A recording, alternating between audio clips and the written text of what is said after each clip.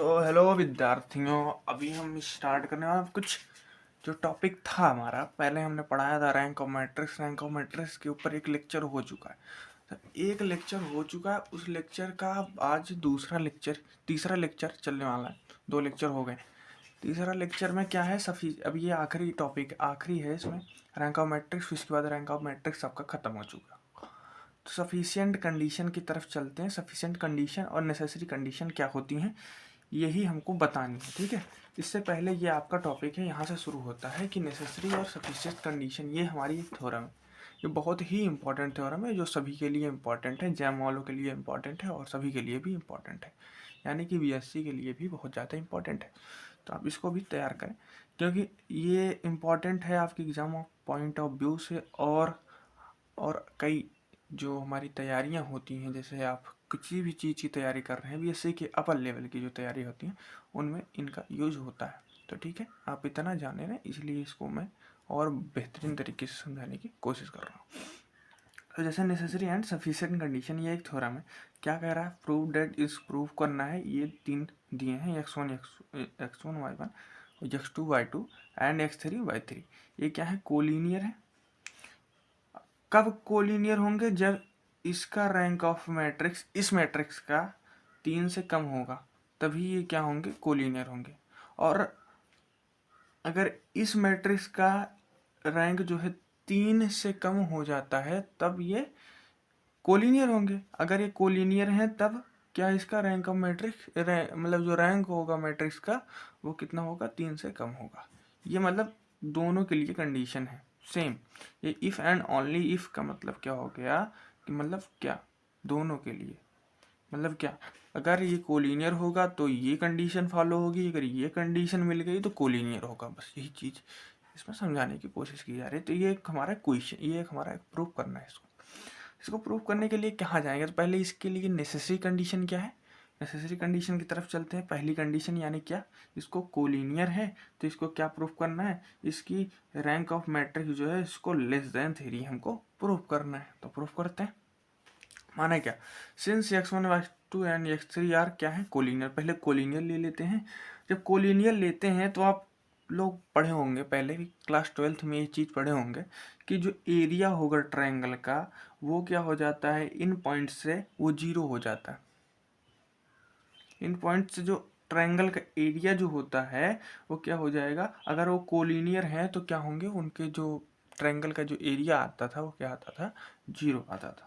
तो वही चीज़ मैंने लिखी है, इंग्लिश में लिखी है। इतना आप लिख सकते हैं, इसके बेसिक। फिर उसके बाद इतना लिखना पड़ेगा, क्योंकि आपको दिखाना है वहाँ पर, पेपर में इतना देखेंगे तभी एग्जामिनर समझ पाएगा।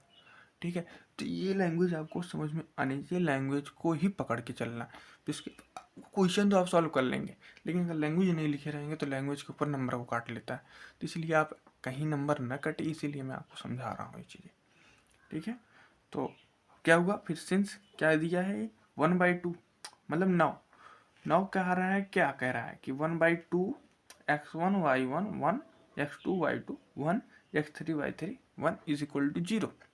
मतलब क्या कह रहा है, 1/2 मतलब क्या है, हाफ इंटू होता है ना उसका ट्रायंगल का एरिया, तो हाफ है। और यही इसका डिटर्मिनेंट, इस मैट्रिक्स का डिटर्मिनेंट जब निकाला तो यही हमारा एरिया मिल रहा था, और ये एरिया कितना आ रहा है, 0 आ रहा है। तो अगर ये 0 आ रहा है तो ये भी 0 होगा। ठीक है, क्योंकि हाफ इज इक्वल टू, देखो अब इससे मैं कह सकता हूँ half into A is equal to 0। तो ए बराबर कितना हो जाएगा, 0 ही तो होगा। तो वही चीज़ समझाने की कोशिश, यहाँ पर क्या, इसका डिटर्मिनेंट भी क्या आएगा, 0 आएगा। ठीक है, इसका डिटर्मिनेंट भी 0 आ जाएगा। तो क्या, द रैंक ऑफ मैट्रिक्स, इस मैट्रिक्स का रैंक जो होगा वो 3 से कम होगा।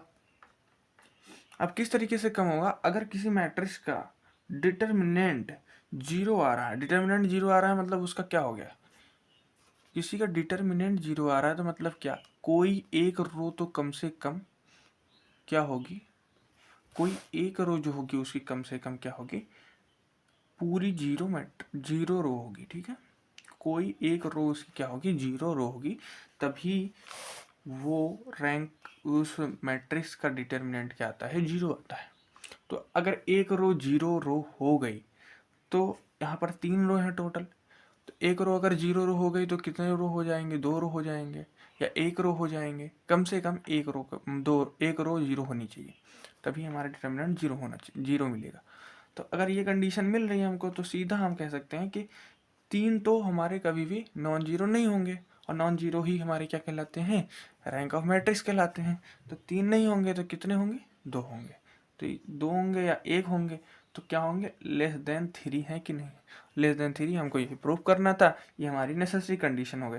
वही चीज़ यहाँ पर भी लिखी है, given the 3 points are collinear we have proved that the rank of matrix is less than three hence the condition is necessary. यही चीज़ को समझाने की यहाँ पर कोशिश की जा रही है। मैंने सब सारी चीज़ें आपको समझा दी, इसके आगे की तरफ चलते हैं। तो अब सफिशिएंट कंडीशन क्या है, सफिशिएंट कंडीशन में क्या करना था, वहाँ पर हमने क्या लिया था, वहाँ लिया था कि कोलिनियर है। यहाँ पर हम क्या लेंगे कि ये क्या है, इसकी रैंक जो है मैट्रिक्स की वो क्या है, तीन से कम है, बस हमको यही लेना है। तो हमने क्या लिया, इस मैट्रिक्स का जो रैंक है वो क्या है, तीन से कम लिया। फिर जब इसका रैंक तीन से कम है तो ये इसका डिटर्मिनेंट जो होगा वो जीरो होगा। हाँ भाई, डिटर्मिनेंट जीरो होगा तभी तो रैंक अगर उसका तीन से कम है, ये यहाँ पर कम होगा, यहाँ पर बराबर नहीं, यहाँ पर क्या है, कम है। तीन से अगर वो कम है, उसका रैंक जो है वो तीन से कम है, हमने लिया है, तो रैंक ऑफ मैट्रिक्स जो है ये क्या है, तीन से कम है। तो ये x1 y1 1, x2 y2 1 and x3 y3 1 का डिटर्मिनेंट होगा वो जीरो होगा, क्योंकि डिटर्मिनेंट कब जीरो होता है, जब एक रो कम से कम क्या होंगे, जीरो मैट्रिक्स हो जाए, जीरो रो हो जाए। अगर जीरो रो हो गए तो क्या कह सकते हो, और नॉन जीरो रोज की जो संख्या होती है उस क्या कहते हैं, रैंक कहते हैं ना, ठीक। तो number of non zero rows कम किससे है, तीन से कम है, तीन से कम है यानी कि तीन ही हमारे पास रोज हैं, और उससे कम अगर नॉन जीरो रो है तो एक जीरो कम से कम होगा। अगर एक जीरो रो मिल गया हमको तो क्या रैंक, इसको क्या कहते हैं, डिटर्मिनेंट जीरो हो सकता है ना, ये चीज देख रहा। फिर क्या करेंगे, तो इसको हम दोनों तरफ हाफ से गुणा भी करा सकते हैं ना, तो हमने गुणा करा है, मल्टीप्लाई करा दिया, तो हाफ इंटू यहाँ पर हाफ इंटू जीरो हो जाएगा, ये जीरो हो जाएगा, ठीक। ये चीज़ हमको अगर जीरो मिल गई तो हम यहीं से कह सकते हैं कि ये क्या है, कोलिनियर है, क्योंकि इसका क्या आ रहा है, एरिया जो आ रहा है वो जीरो आ रहा है, एरिया इसका क्या आ रहा है, जीरो आ रहा है। तो इसी चीज़ से हम इसको समझा सकते हैं कि ये कोलिनियर मिल गया हमको। हमने क्या प्रूव किया, पहले कोलिनियर लिया था, तो उसके बाद हमने क्या प्रूव कर दिया कि उसका जो रैंक आ रहा है वो तीन से कम आ रहा है, और अब तीन से रैंक जो हमने तीन से कम लिया था अब उसको अब प्रूव कर दिया है कि कोलिनियर है। बस यही कंडीशन हमको दिखानी थी, और इतना माथा फेंचा कर देना था, थोड़ा सा लिख देना था। और इस कॉन्सेप्ट को थोड़ा सा आप देख लें, नोट्स को इसको लिख लीजिएगा, नोट भी कर लीजिएगा, और आगे की तरफ चलते हैं। तो आगे की तरफ चलते हैं, आगे की तरफ एक थ्योरम है, उस थ्योरम को समझते हुए चलेंगे। थ्योरम जो होता है ये पहले भी मैं पढ़ा चुका हूँ, लेकिन ये चीज़ें हैं इसके प्रूफ नहीं करवाया था, इसको सिर्फ बेसिक से बताया था कि ए बी कोई प्रोडक्ट मैट्रिक्स की जो रैंक होगी वो उसके सिंगल जो मैट्रिक्स जिनका मल्टीप्लिकेशन करने के बाद हमको ए बी प्राप्त हुआ है, उन दोनों मैट्रिक्स से जो रैंक होगी कम होगी। वही चीज़ कहना चाह रहा है, मतलब क्या कहना चाह रहा है कि ये रो से जो दिखा रहे हैं ना, इसका रैंक मतलब हो गया क्या, इसका जो है ये कम होगा रो ए से और बी से। मतलब क्या है, ये दोनों के रैंक से क्या होंगे, इसका रैंक क्या होगा, कम होगा। यही चीज़ यहाँ पर लाइन में दी हुई है। तो इस चीज़ को समझने की कोशिश करने के लिए पहले हम क्या करेंगे, पहले हमने मान लिया, क्या माना, R1 और R2 क्या है, कोई रैंक है ए और बी के, ठीक है। ए और बी दो मैट्रिक्स हैं जिनका R1 और R2 क्या मान लिया हमने, रैंक मान लिया। तो R1 अगर रैंक है किसका, ए का, ठीक है। तो ए का अगर रैंक है R1 तो हम कैसे करते थे, उसको नॉर्मल फॉर्म में कैसे लिखते थे, नॉर्मल फॉर्म क्या था, नॉर्मल फॉर्म यही तो था, IR 0 0 0। ये हमारा क्या था, एक कैनोनिकल फॉर्म इसी को तो कहते हैं, ये नॉर्मल फॉर्म और कैनोनिकल फॉर्म इसी को तो कहते हैं। तो इसी चीज़ के IR है, और यहाँ पर R क्या होता था, रैंक होता था। IR यहाँ पर R1 हमने रैंक लिया तो ये क्या हो जाएगा, IR1 हो जाएगा। ये इसके सिमिलर दिखेगा ना नॉर्मल फॉर्म में या कैसे कैनोनिकल फॉर्म में, तो वही चीज़ दिखाने की कोशिश की जा रही है, ठीक है। तो क्या है, ये हमारा पहला हमने इक्वेशन मान लिया, इसको पहला इक्वेशन माना। फिर चलते हैं वेयर आई आर वन, जहाँ पर आई आर वन क्या है, यूनिट मैट्रिक्स है ऑर्डर आर वन का। आई आर वन क्या है, एक यूनिट मैट्रिक्स है आर वन ऑर्डर का, ठीक है। तो आगे की अब वही चीज़ कह रहा है, आई आर वन क्या है, मैंने बताया नहीं था कि ऑर्डर जो है आर वन है इसका, ठीक है। मैट्रिक्स जो है रैंक भी इसका कितना है, आर वन है, यही लिखा जाता था, ठीक है। And contains R one rows, R one rows क्या करता है कि कंटेन करता है। यही चीज़ जिसमें मैंने नोट्स में भी लिख दी है कि जिससे आपको समझ में आ जाए कि क्या हो रहा है अगले स्टेप में, ठीक है। तो क्या करा, हम इस बार मल्टीप्लाई करा रहे हैं। मल्टीप्लाई किससे करा रहे हैं, बी से मल्टीप्लाई करा रहे हैं। तो ए बी, ए में बी से मल्टीप्लाई कराया, ये किसके बराबर आ गया, I R one 0 0 0 and B के बराबर आ गया ना, ठीक है। तो अब क्या करेंगे, अब आगे की तरफ चलते हैं। आगे की तरफ क्या करना है हमको, but I R one 0 0 0 B can have R one non zero rows at the most, मतलब इनके पास ज़्यादा से ज़्यादा कितने रोज होंगे, आर वन रोज होंगे, ठीक है। अब इसको मैं कैसे समझाऊं, देखो होता क्या है, जैसे हमने ए कोई मैट्रिक्स लिया, ठीक है, ये कोई मैट्रिक्स है एम इंटू एन है। ये क्या होता है, ये रो होता है, ये क्या होता है, कॉलम होता है ना, ठीक है। इसका ऑर्डर क्या है, एम इंटू एन है, और इसका ऑर्डर क्या है, एन इंटू पी होता है, ठीक हुआ ना। तो एन इंटू पी हुआ। अब क्या करते थे हम, ये रो जो होता है, ये रो तो कभी चेंज नहीं होता है, रो तो यही रहेगा यम, और इसका जो होता है ये चीज़, देखो ये चीज़ सेम होना चाहिए, पहली बात तो इनका कॉलम इनका रो सेम होना चाहिए। और ये पी जो है ये क्या है, इसका कॉलम है, और इसके कॉलम को हम लिख देंगे, ये है इसका ऑर्डर निकल जाता है ए बी का। इसी तरीके से हमने मैट्रिक्स को पढ़ा था, मल्टीप्लिकेशन ऑफ मैट्रिक्स आप पढ़े होंगे, तो उसमें ये कॉन्सेप्ट हमने डील किया था, ठीक है। तो आगे की तरफ चलते हैं, आई आर वन वाले में क्या किया था, I R one into B किया, तो यहाँ पर क्या है, रो जो है हमारा कितना है, आर वन है, आर वन रोज है ना। तो कम ज़्यादा से ज़्यादा कितने रो हो जाएंगे इसके, इसके आर वन रोज ही तो होंगे, आर वन रोज से तो ज़्यादा नहीं होंगे ना। तो वही चीज़ कह रहे हैं, तो रैंक ऑफ ए बी जो होगा वो किसके बराबर था, इसके बराबर था। तो rank of A B I R one 0 0 B, ये किससे कम है, ये आर वन से कम होगा, कम से कम आर वन से कम होगा या बराबर होगा। ज़्यादा से ज़्यादा आर वन रोज हो सकते हैं, और कम से कम कितने हो सकते हैं, उससे थोड़ा से कम भी हो सकते हैं ना। तो वही चीज़ इसके जो है, ज़्यादा से ज़्यादा आर वन हो सकते हैं, आर वन से ज़्यादा नहीं होंगे, आर वन से कम हो सकते हैं, आर वन से ज़्यादा इसके रोज नहीं होंगे, इसके रोज ज़्यादा नहीं होंगे, तो किसके क्या होंगे, नॉन जीरो रोज भी ज़्यादा नहीं होंगे इससे, ठीक है। तो क्या है, इसका रैंक कितना होगा, रैंक जो है आर वन से छोटा या बराबर ही आएगा ना। तो वही चीज़ इसमें दिखाने की कोशिश कर, अगली तरफ चलते हैं। तो अगली तरफ चलते हैं, क्या है, रैंक ऑफ ए बी, ये जो है ए से छोटा है रैंक, ठीक है। ये चीज इसमें दिखा दी है, मतलब क्या क्या किया क्या है, जैसे रैंक ऑफ ए कितना था, हमने रैंक ऑफ ए को माना क्या, ये रैंक ऑफ ए हमने क्या निकाला, माना था आर वन माना था, ठीक है। प्रूफ क्या करना था, प्रूफ करना था rank of A B is less than और equal to rank of A, and rank of A B is equal to less than और equal to rank of B, ठीक है।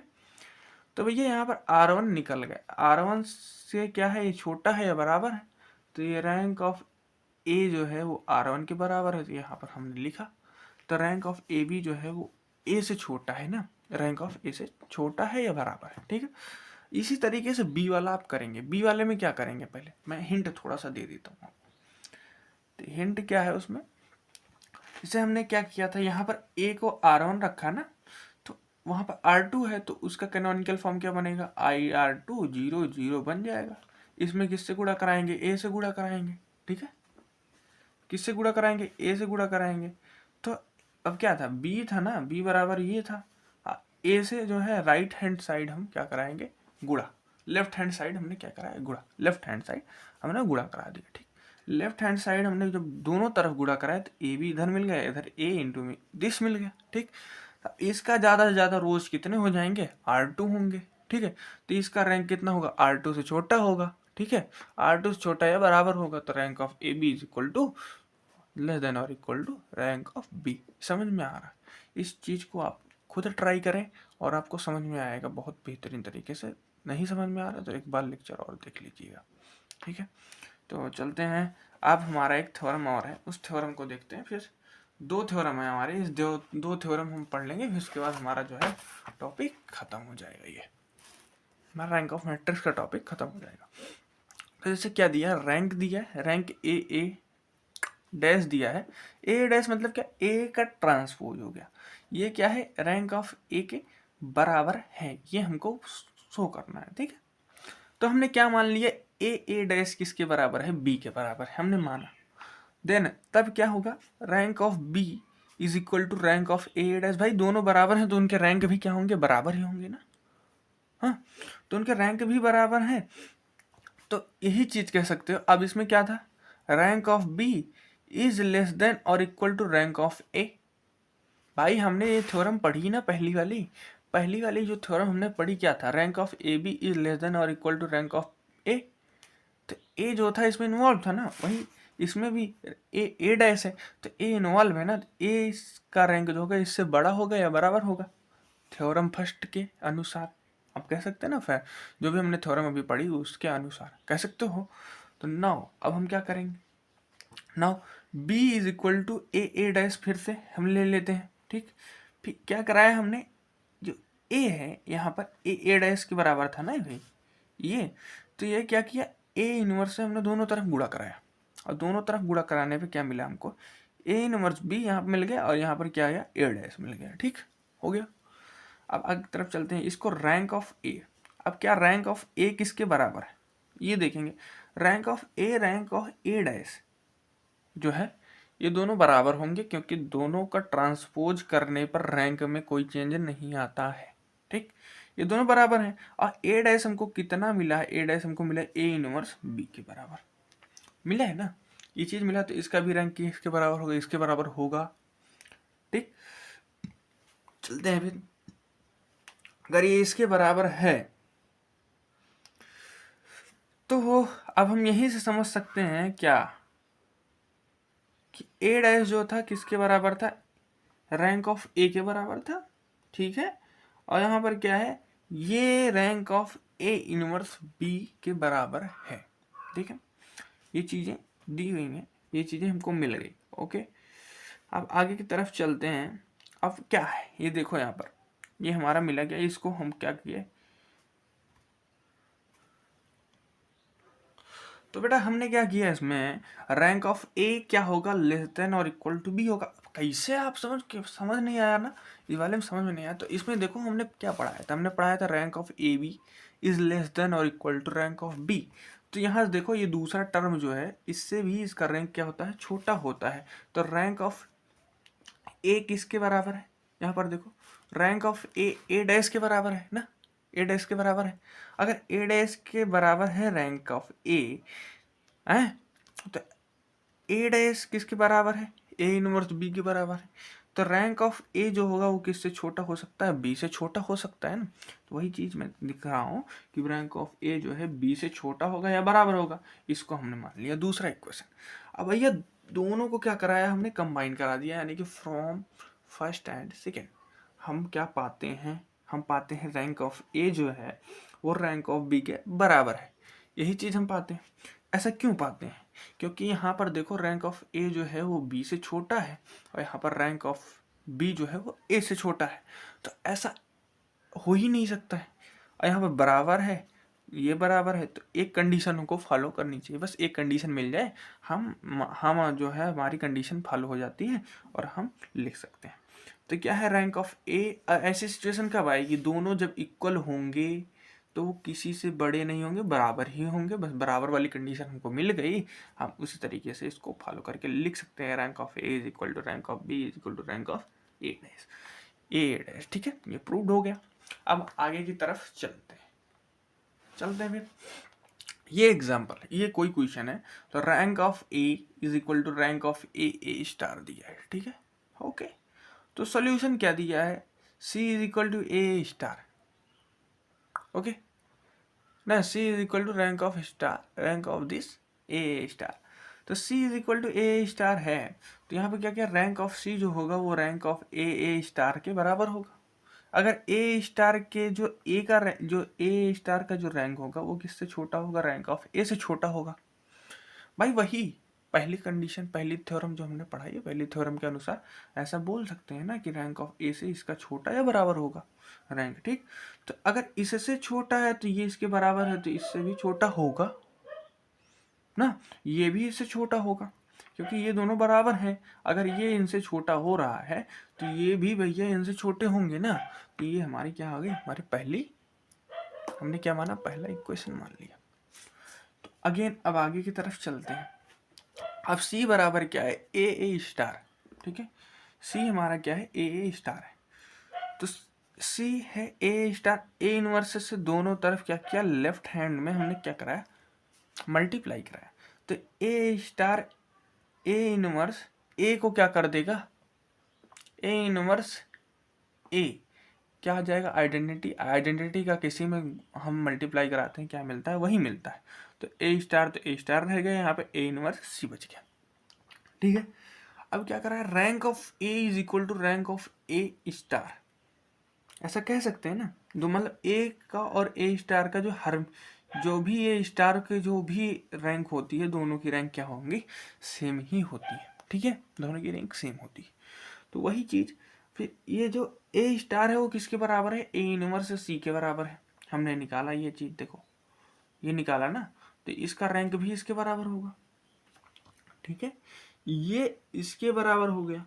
अब यहां से हम ये चीज लिख सकते हैं कि जो ए इनवर्स सी है, इसमें सी जो है ये कोई मेंबर है ना, तो सी के जो रैंक से क्या होगा, ए का रैंक जो होगा वो किस छोटा होगा, ठीक है। ये हमारी कितनी मिली, हमारी दूसरा इक्वेशन मिल गया। अब भैया हम पहली और दूसरी इक्वेशन से हम ये कह सकते हैं दोनों जो है एक दूसरे से अपवाद कर रहे हैं, ना अपवाद। देखो अब ये क्या है, रैंक ऑफ सी जो है एक समय इनसे छोटा था, एक समय ए जो है इससे छोटा हो गया है, और दोनों बराबर भी हैं, तो दोनों बराबर वाली कंडीशन हम पा गए, वही हमारी अप्लाई हो रही है यहाँ पर। तो rank of A is equal to rank of C is equal to rank of A star. तो इसको हम क्या कर सकते हैं, ये हमारा ये प्रूफ हो गया। इसी तरीके से प्रूफ हुआ है। अब आगे आपको पढ़नी है inverse by elementary operation, okay. तो ये टॉपिक जो है इसको भी मैं अभी बहुत बेहतरीन तरीके से कल डिलीवर करूंगा। धन्यवाद।